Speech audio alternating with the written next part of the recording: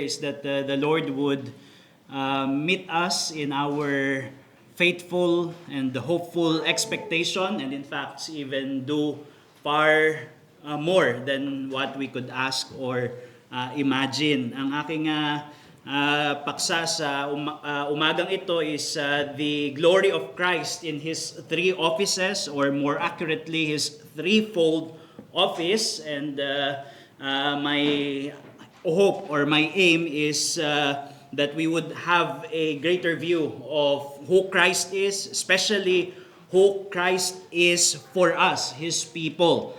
And I will be expounding the threefold office of Christ in order that His glory, the glory of His works for the elect, would be magnified in our minds.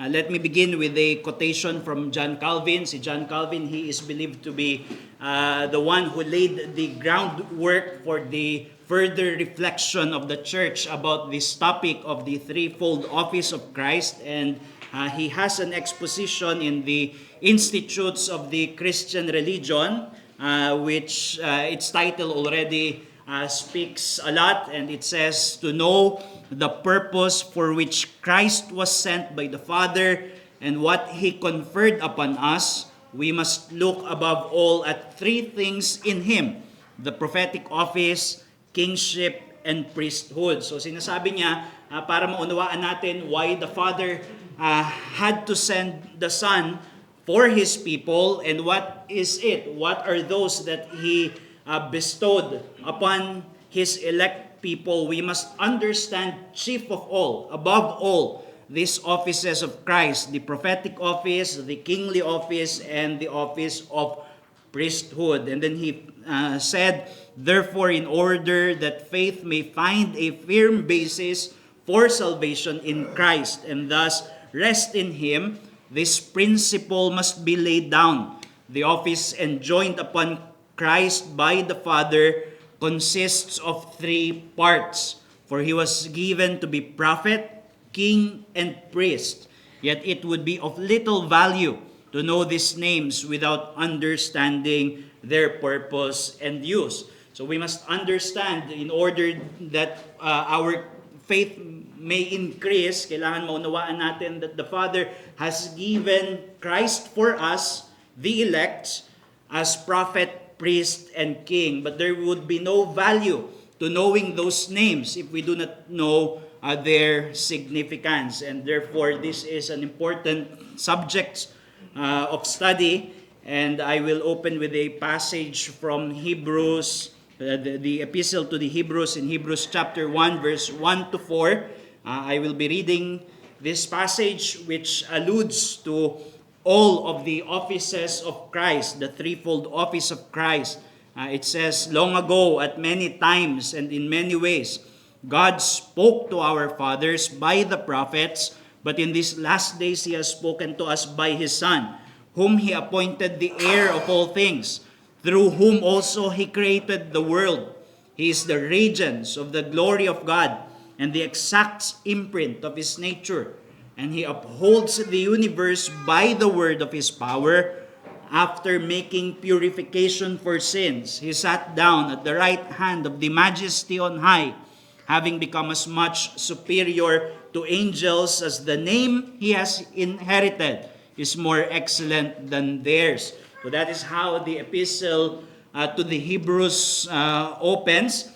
And kung alam niyo yung background ng sulat na ito, the aim of the writer of Hebrews is to exhort believing Jews, Jewish believers, in order that they would not turn away from Christ because they were being tempted to shrink back at bumalik na lang doon sa dati nilang relihiyon, that is Judaism. And the author, what the author is doing here is that he was demonstrating that Christ has greater glory. He has greater glory over the institutions of the Old Testament, and the move away from Christ back to the institutions of the Old Covenant is a move from the reality back to substance, to shadow. So it is a reverse. It is not a progress. Kaya dito makikita natin the letter opens by showing forth already the glory of the person of Christ and His work. And it did so with allusions to the three Old Covenant offices. There is the prophetic office that is alluded to in the phrase, God has spoken to us by His Son, whereby in the Old Testament, He spoke by various ways, most especially through the ministry of the prophets. Now He speaks His final word through the Son. And then the priestly office is alluded to in the phrase, after making purification for sins, which in the Old Testament was the work of the office of priesthood. And then the kingly office is alluded to in that phrase, He sat down at the right hand of the Majesty on high. He is now occupying a kingly throne, not a throne in Jerusalem, in earthly Jerusalem, but a throne in heaven.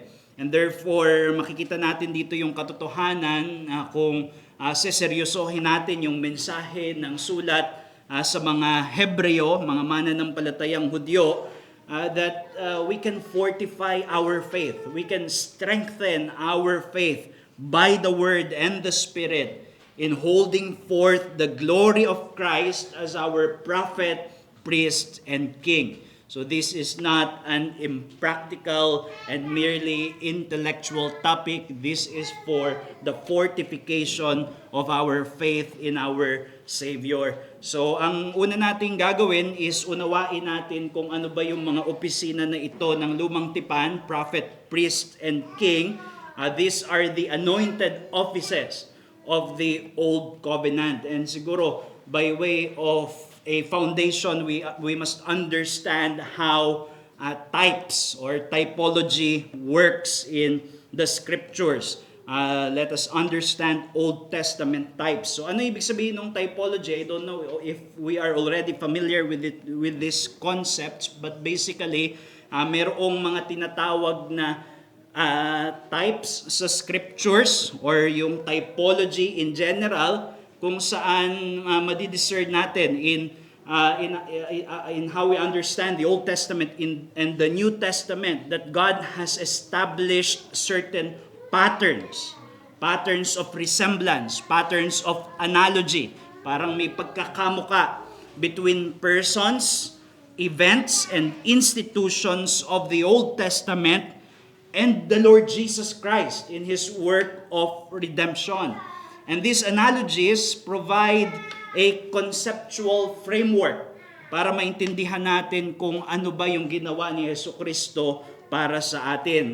We can see this in the scriptures. For example, in 1 Corinthians 10, verse 6, and also verse 11, sinabi doon ni Apostle Paul after describing the wilderness experience of the Israelites who came out of Egypt on the way to the promised land, and yet they succumbed to idolatry, and because of that they were judged by God. Sinabi doon, now these things took place as examples for us believers. And the word examples there in Greek is typoi or tupoi.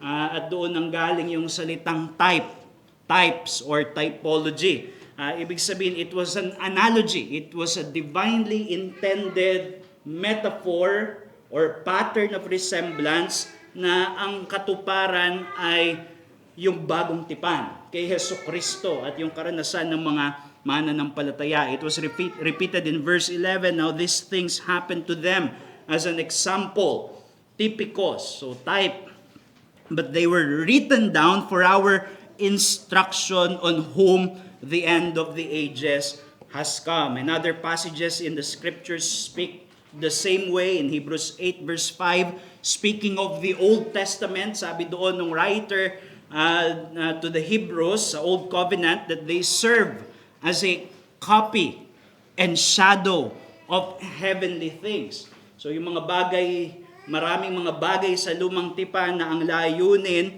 ay para maging kopya o anino nung mga realidad na mas dakila at darating pa lang na sa atin dumating na kay Jesucristo. And it is the same teaching in Hebrews 10 verse 1, the law.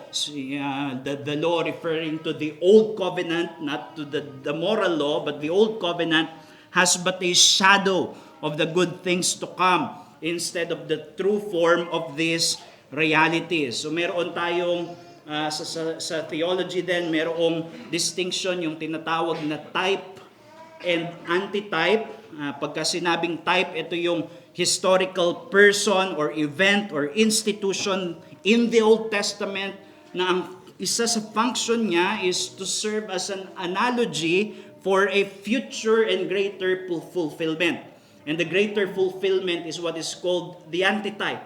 And it is the Lord Jesus Christ and His works and the experience of the saints who are in Christ. So yun yung type and antitype. Yung isang type, meron niyang levels, meron niyang temporary function. Ibig sabihin, nagbigay ang Diyos ng mga institusyon na yon sa lumang tipan with a real immediate function para sa kanilang kapanahunan within their historical context, and yet nevertheless, its greater function is to prepare people for the coming of Christ. They are guardians. They are teachers in order to point us to Jesus Christ. So just to give an example, in Hebrews 9 verse 13 and the following verse, it says, "For if the blood of goats and bulls and the sprinkling of defiled persons with the ashes of an heifer sanctify for the purification of the flesh, how much more will the blood of Christ purify our conscience from dead works to serve the living God?" So sa lumang tipan, mayroong mga sakripisyo ng mga hayop at sinabi doon that they really could purify sins. But in what way? In terms of the flesh, meaning only outward ceremonial cleansing in order that they could remain in their habitation of the promised land, the land in Canaan. They had a temporal function, a real function within their historical context. And yet, sinabi doon nung writer to the Hebrews, those animal sacrifices are pointing to something greater. And that something greater is the blood of Christ, which is also a blood for the atonement of sins, but not only outward, it can purify our conscience. And why is it important for us to understand that there are types and there is the antitype, which is Christ, in our understanding of the threefold office of Christ? It is because it functioned the same. The prophetic, priestly, and kingly offices in the Old Testament are types of Christ. And binigay siya sa lumang tipan, and they had a real historical function in the Old Testament, but their greater function is to point us to who Christ is and what is His work for His people. And therefore, if we would understand these offices, which John Calvin said we should, if we are to have an increasing faith in Jesus Christ, an increasing view of His glory, we are to understand these offices in their temporary and preparatory functions so that we can comprehend how Christ is our better prophet, priest, and king. So ano ba yung three offices na ito sa Old Covenant?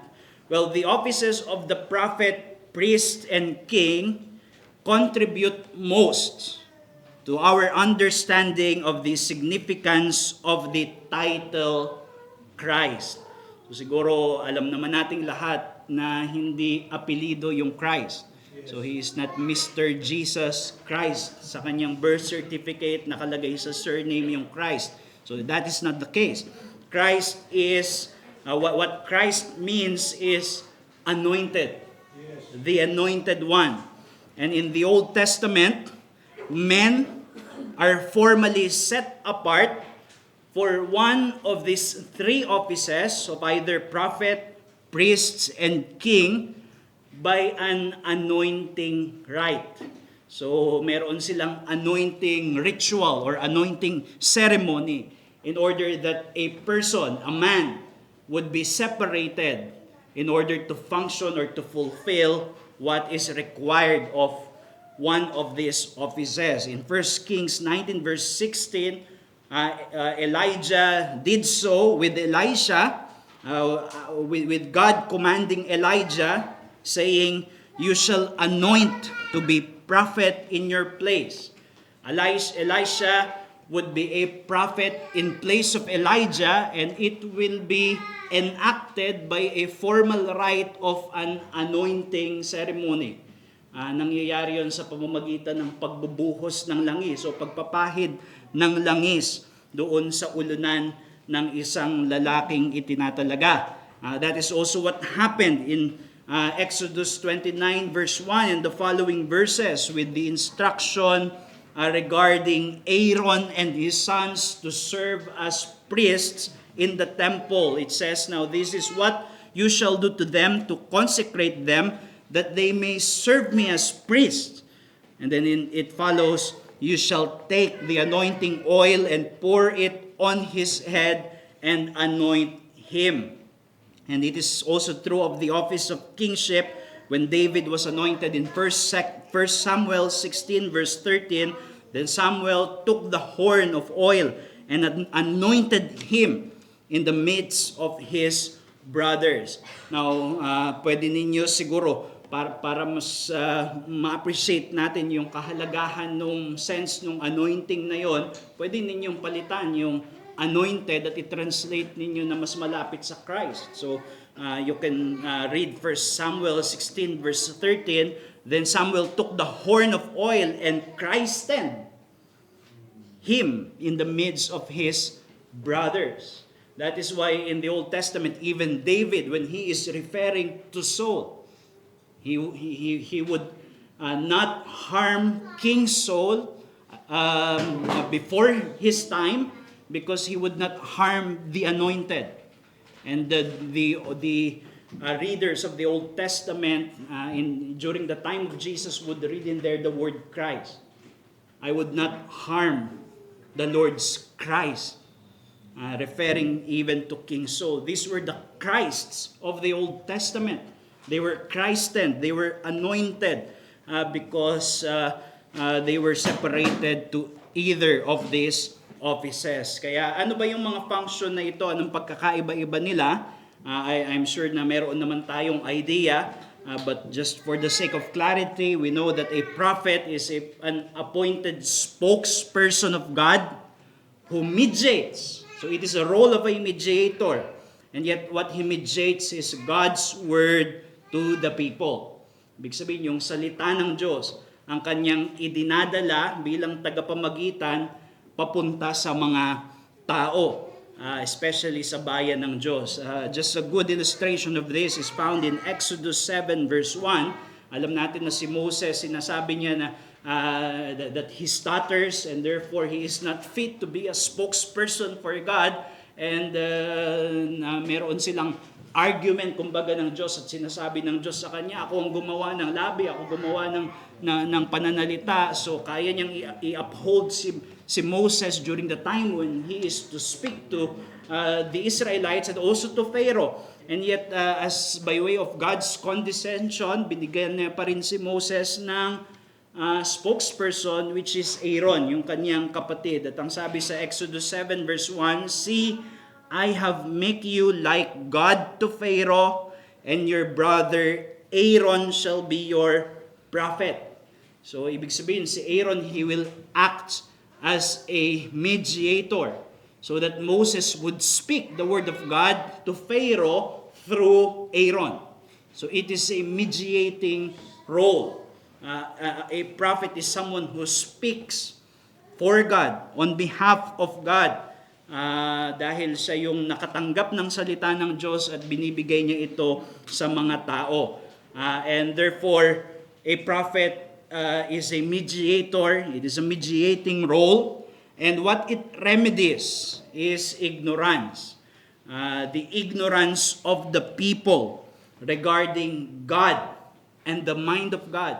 because we cannot discover the mind of God. We cannot discover what God is doing in the world unless He reveals it so.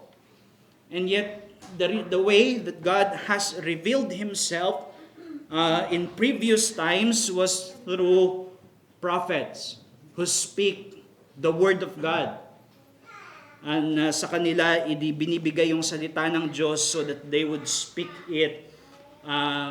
God putting His Word on the mouth of the prophets. And it remedies ignorance so that people would not be lost and groping in the dark about what God is doing in the world. Sa Psalm 74 verse 9, it shows the confusion and ignorance of the people during the time when there was no prophets in Israel. Yun yung tinatawag na silent period o yung panahon ng exile. Hindi nila maintindihan why they are suffering exile because later at that time they were groping for prophets. Ang role ng prophet is to remedy ignorance about God and about the ways of God. How about a priest? A priest is an appointed mediator. He is also a mediator who represents the people before God's presence. So, pwede nating isipin na yung isang propeta, he has his back on God and his face towards the people. Kasi tinatanggap niya yung salita ng Diyos at binibigay niya sa tao. Pwedeng yung priesthood, generally speaking, is he has his back on the people and his face toward God. He is representing the people to God.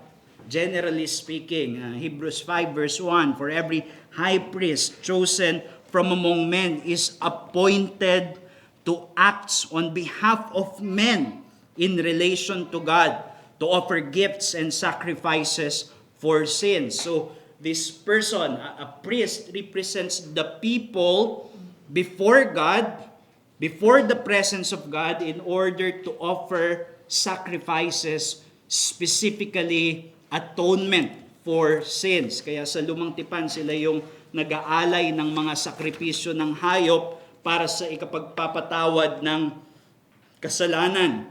And it is because of that God can dwell in the midst of sinful people because their guilt is being removed. So the primary function of a priest is to offer sacrifices for the atonement of the people, and it is described in Leviticus 1-3. And the reason why a priestly office is necessary is because God intends to dwell in the midst of His people.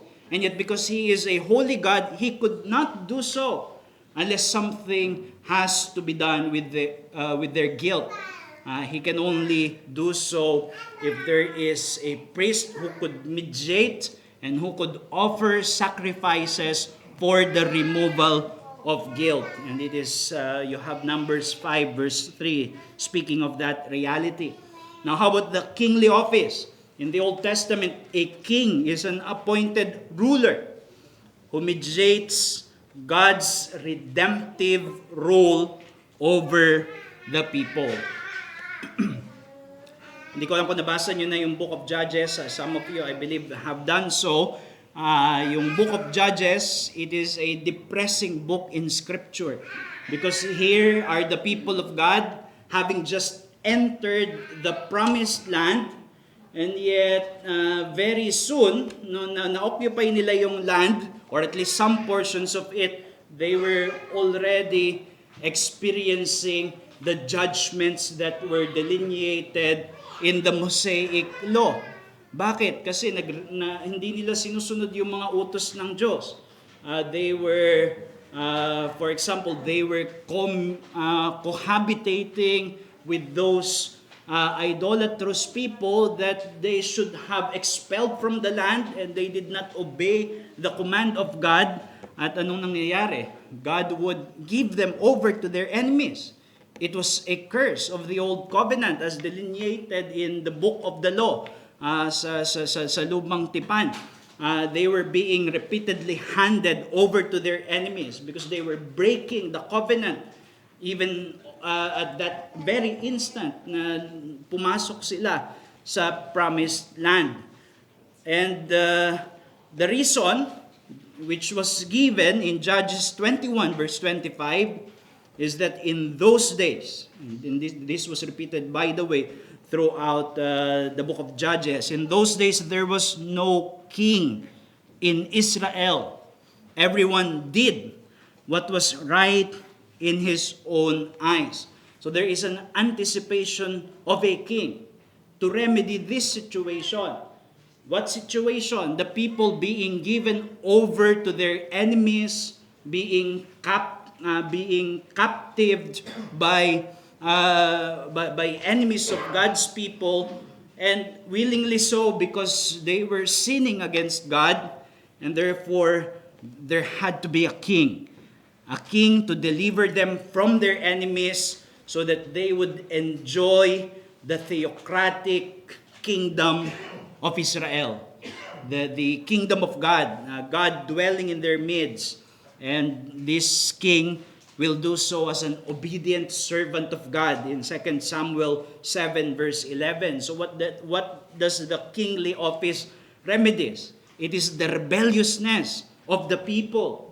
That rebelliousness which leads to their being under the tyranny of God's enemies. Yung napupunta sila doon sa mga kaaway nila, kailangan nila ng hari na matuwid at lingkod ng Diyos na mangunguna sa kanila at ililigtas sila mula doon sa mga tyrant na kaaway nila. That is why when David first appeared in public in the scriptures, what he did was to defeat Goliath, an enemy of God's people, that is the Philistines. And because of that, he was the rightful ruler of Israel at that time. So yun yung mga opisina ng Lumang Tipan. But the Old Testament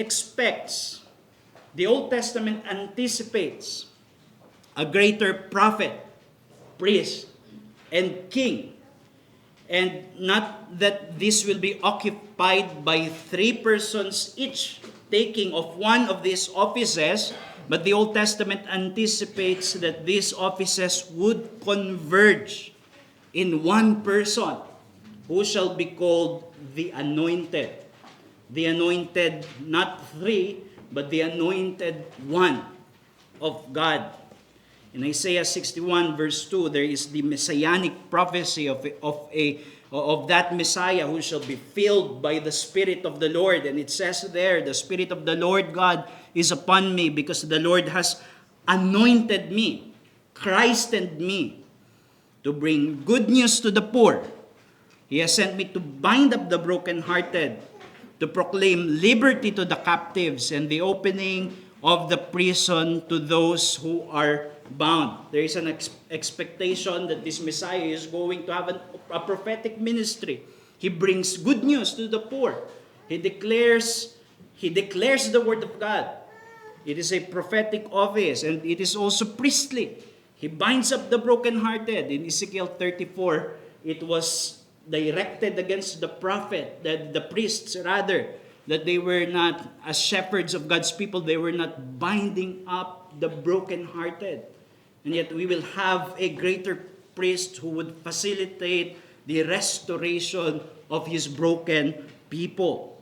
And then there is the kingly office, that he would proclaim liberty to the captives. He is a liberator. And the opening of prison to those who are bound. And you know, you find in Luke chapter 4 that this was the scriptures that was handed to Jesus when he was presiding over synagogue worship. And he opened it, he read through Isaiah 61, specifically these passages, verses 1 and 2, and his short commenting. Di ba may ganun sa mga scripture reading, yung commenting na tinatawag.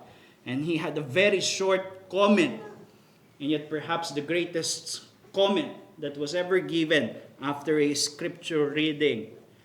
this scripture was fulfilled in your hearing.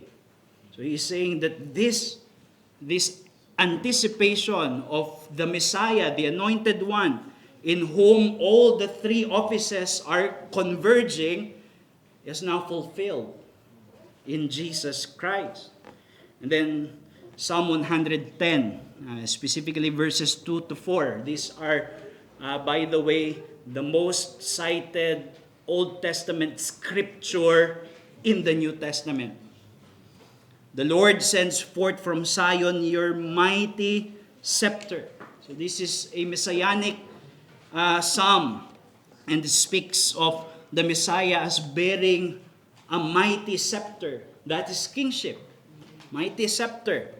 Rule in the midst of your enemies. Your people will offer themselves freely on the day of your power in holy garments. From the womb of the morning, the dew of your youth will be yours. The Lord has sworn and will not change his mind. You are a priest forever, after the order of Melchizedek. In the Old Covenant, the priests were not prophets. The prophets were not kings, at least in terms of their official function, official role. And yet, there is Melchizedek, which preceded even the Mosaic covenant, and he was the king of Salem and also a priest. And Jesus, the Messiah, will be a priest, king, after the order of Melchizedek. And the New Testament shows that it was fulfilled in Jesus Christ. And therefore, as we come to the New Testament, we find that these three offices are being attributed to Christ, but not in the same way, but in a greater way. Mas dakilang kapamaraanan. Makikita natin yan sa katotohanan na sa bagong tipan, Jesus is called the Christ. Siya yung Kristo. He is the Anointed One. And it is because the type offices, anointed offices of the Old Covenant are all fulfilled in Jesus. He is the greater prophet. In John chapter 1, there is the contrast between Moses and Jesus Christ. And Moses, of course, we know, the Jewish people know that Moses was the quintessential prophet of the Old Testament. Pag sinabing propeta, it is Moses as the foremost. And yet he is contrasted in John chapter 1, kung saan sinabi na grace for the law came through Moses, yet grace and truth came through Jesus Christ. So there is a contrast of two prophets, and Jesus is being presented as the better prophet. So yung buong John chapter 1, you can discern there why in the mind of John, by the guidance of the Holy Spirit, he is expounding that Christ is the greater Moses. Christ is the greater prophet. First, it is because he is the true insider, so to speak, to the secret counsels of God, because he is the eternal Son of God. Whereby in the Old Testament, the prophets were receiving God's word. They are not insiders to the mind of God. They were also receiving revelation from God. And yet, Jesus Christ is an insider to the secret counsels of God. John 1 verse 18, no one has ever seen God. God, the only Son, who is at the Father's side, He has made Him known. He is God. God at the side of God. And He has made God known.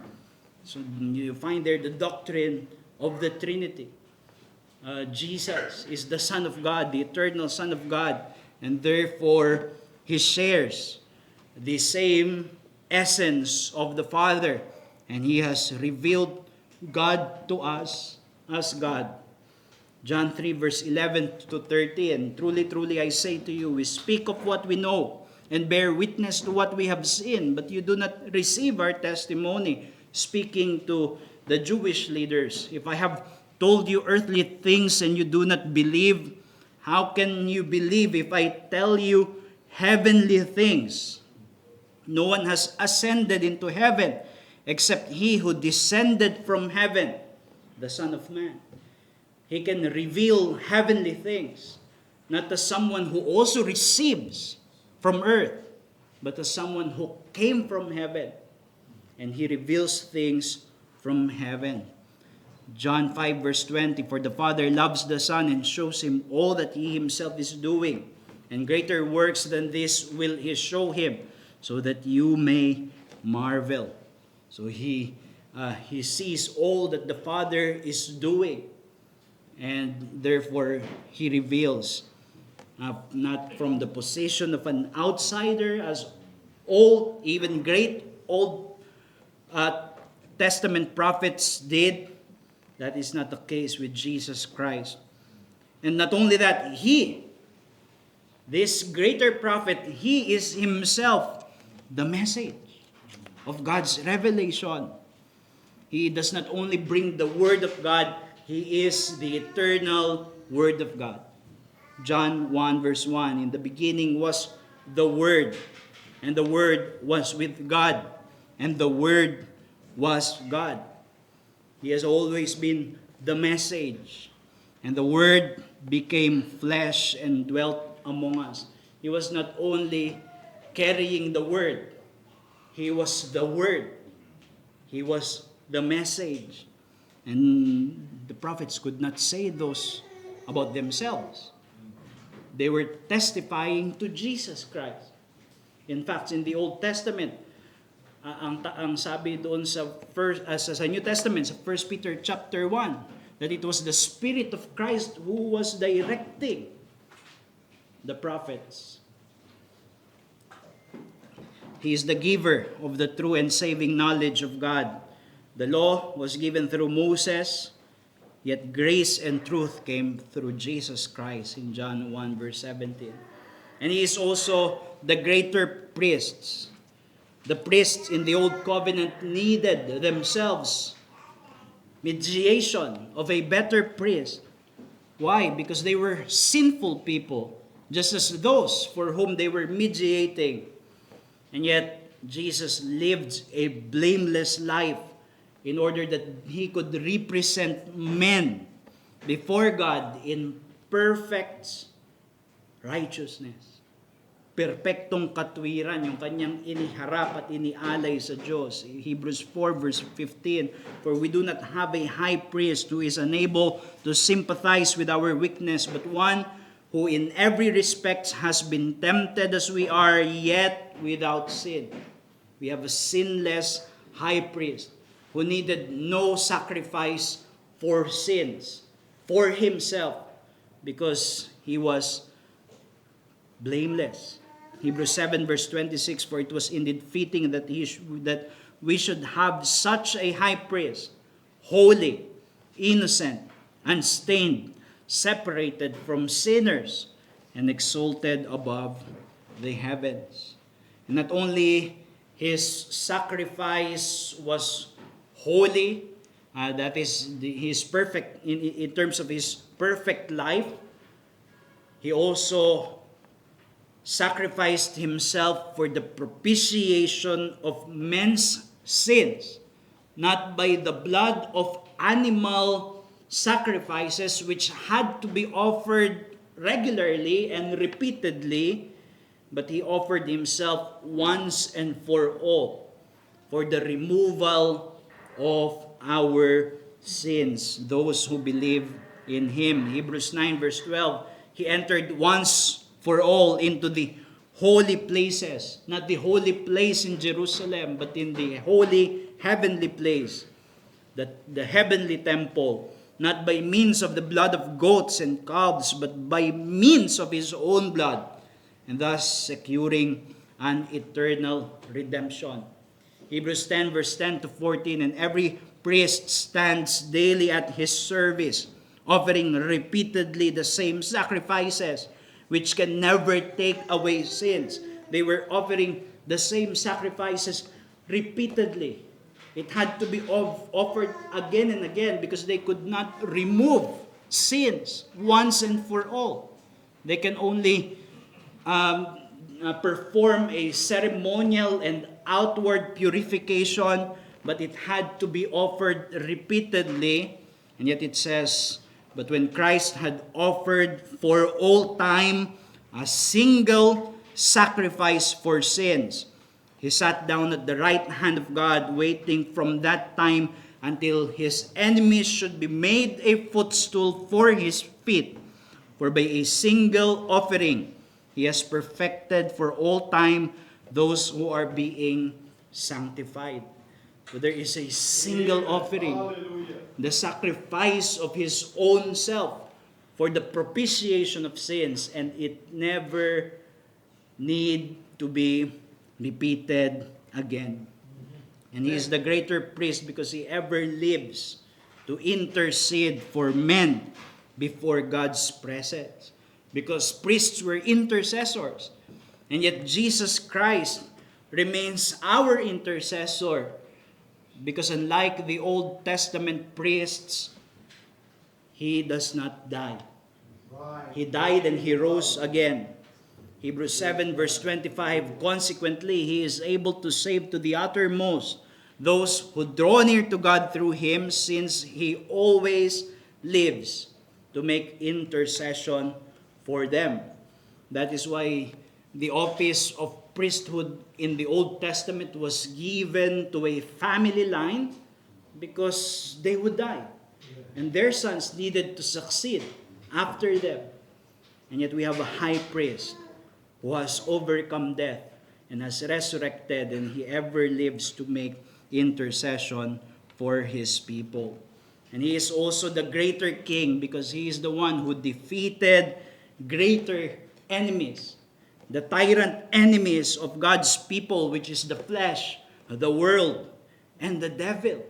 And he has liberated us from those greater captors, even death, our greater enemy. Colossians 2 verse 15, he disarmed the rulers and authorities. These were referring to fallen angelic hosts who are enemies of God's people. He disarmed the rulers and authorities and put them to open shame by triumphing over them in him. He has put to shame those evil spiritual forces. Just as what we have heard in the first session, the god of this world, even Satan, was defeated by Christ as he triumphs over them. 1 Corinthians 15 verse 25 to 26, for he must reign until he has put all his enemies under his feet. The last enemy to be destroyed is death. He defeated death so that even though we die, we can live again by the power of his resurrection. And he does not rule by force. He subdues the mind, heart, and will of his people in willing obedience. Psalm 110 verse 3, your people, this is a messianic psalm, your people will offer themselves freely on the day of your power, on the day of his glory, on the day of his power. People will offer themselves not because they were forced, but because they saw his glory and they willingly subjected themselves under him. Amen. Hallelujah. And he secures a kingdom that will never fail. Yes. A kingdom for his people in the new creation that will never end, as we have in Revelations 11 verse 15. And not only that Jesus is the Christ, Jesus fulfilled the threefold office because he is what the scriptures call in 1 Timothy 2 verse 5 as the only mediator between God and men. Yes. Hallelujah. Christ alone is qualified to be the mediator between God and man. Why? Because he is God. Yes. And He can represent God to us perfectly because He is the exact imprint of His nature, as we have read in Hebrews chapter 1. And He can represent men to God because He has become like His brothers in all things except sin. And therefore, there is no one who can qualify this office of a mediator except Jesus Christ. Yes. Right. Unless we can find another God-man, di ba? Which we could not. That is why Jesus is the only mediator. And Jesus is the only Savior. Because Jesus fulfilled a threefold office that addresses the threefold misery of men. Kagaya ng binasa na sa atin kanina sa Confession of Faith. Christ's prophetic office remedies our ignorance. Because depravity, the human, in terms of our doctrine of total depravity, which means all our faculties had been affected by sin, and that included our mind. We are ignorant of God. We have become futile in our thinking, and our understanding has become darkened. Right. And because of the prophetic office of Christ, there is a remedy to our ignorance so that we may receive the light of the saving knowledge of Christ. And there is also a remedy for our alienation from God. And it is answered by Christ's priestly office so that God can dwell among His people because we have been sanctified by the blood of Christ. That's right. And our bondage to sin is answered by Christ's kingly office. We are under the tyranny of sin, of corruption, and Christ's kingly office answers for that. As Turretin said in his Institutes, the threefold misery of men introduced by sin, ignorance, guilt, and the tyranny and bondage by sin required this conjunction of a threefold office: ignorance healed by the prophetic, guilt by the priestly, the tyranny and corruption of sin by the kingly. So He is a complete Savior. That is why we do not need any other. Right. So I will leave for your own reading Herman Bavinck's comment about the same thing. But lastly, let us consider the order of this office as prophet, priest, and king. There are theological reasons why it had to be ordered this way: prophet, priest, and king.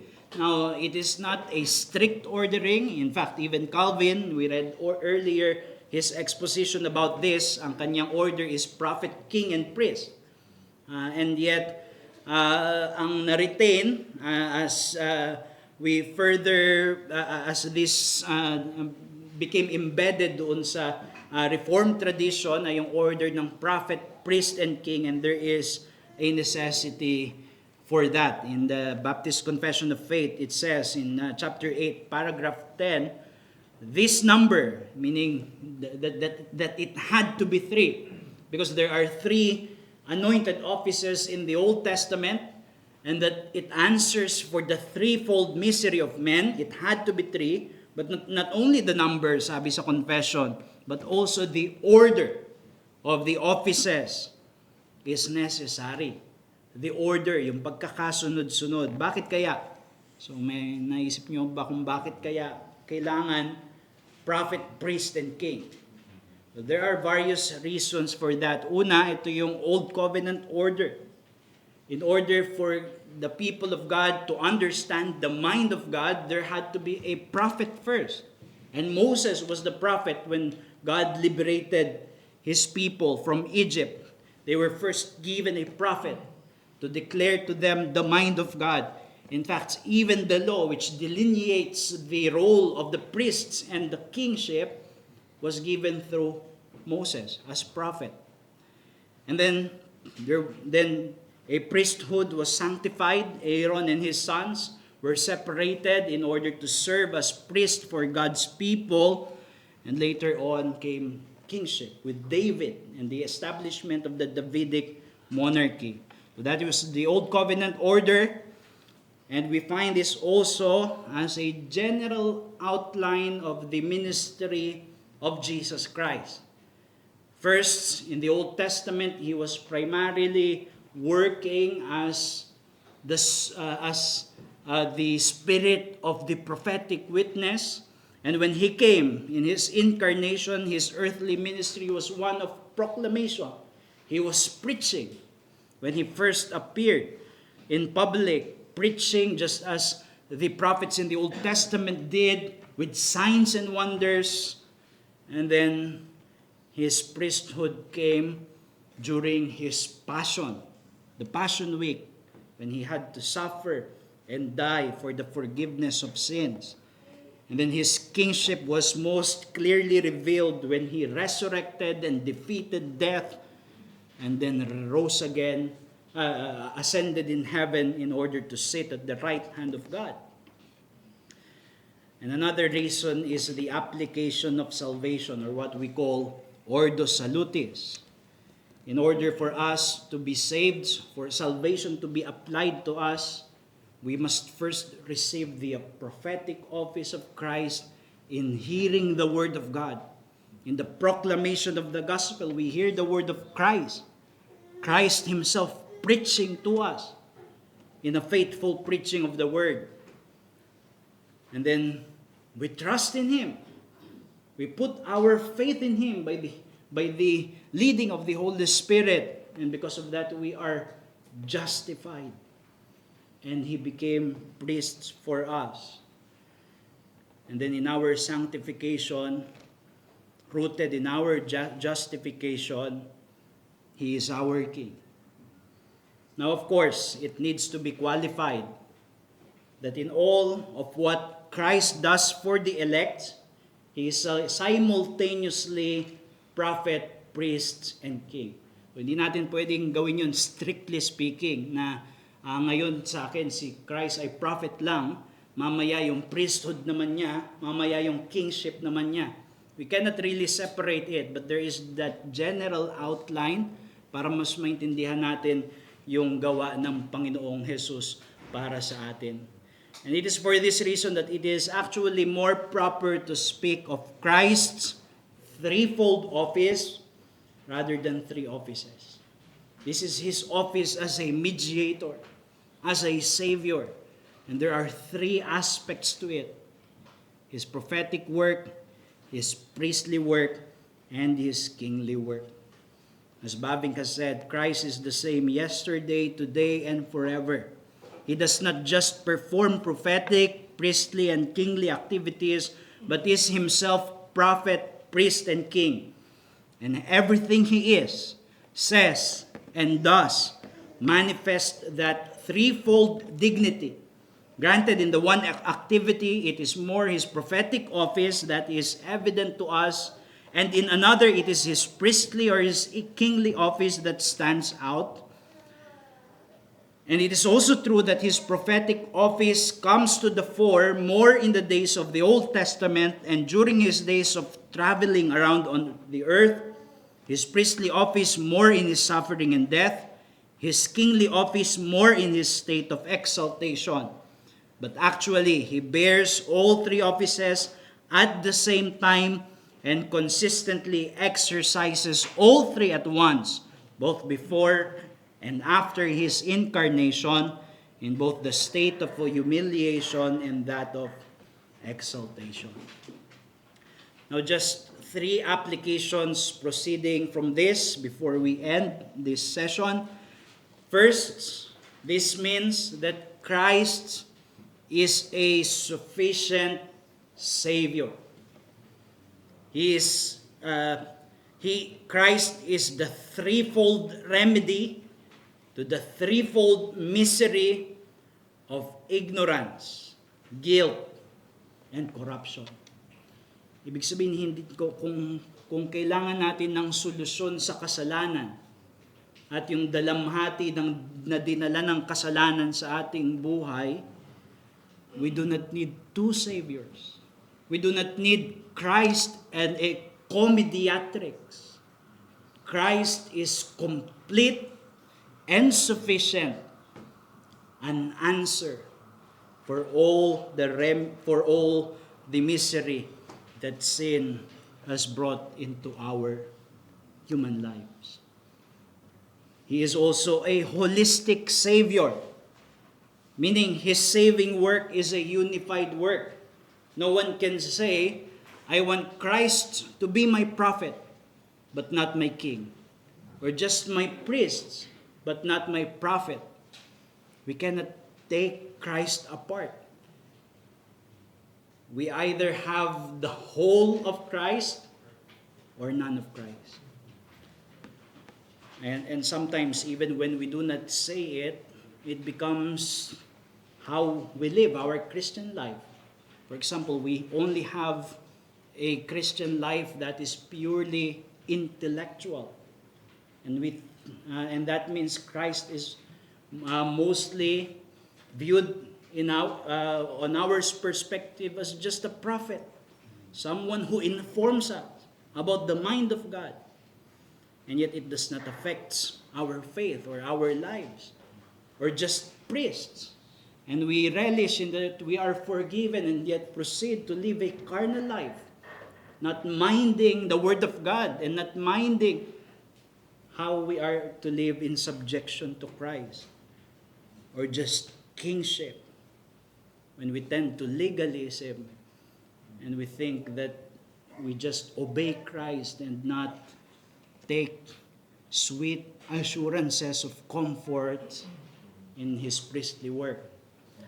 So kailangan buo yung pagyakap natin sa tagapagligtas. And lastly, Christ is an exclusive Savior.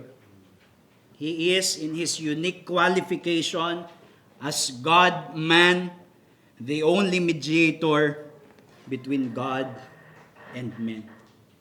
Walang iba, walang kahalili, walang kapantay, kung hindi siya lamang. So in order to end, Christ can meet you where you are in your sin.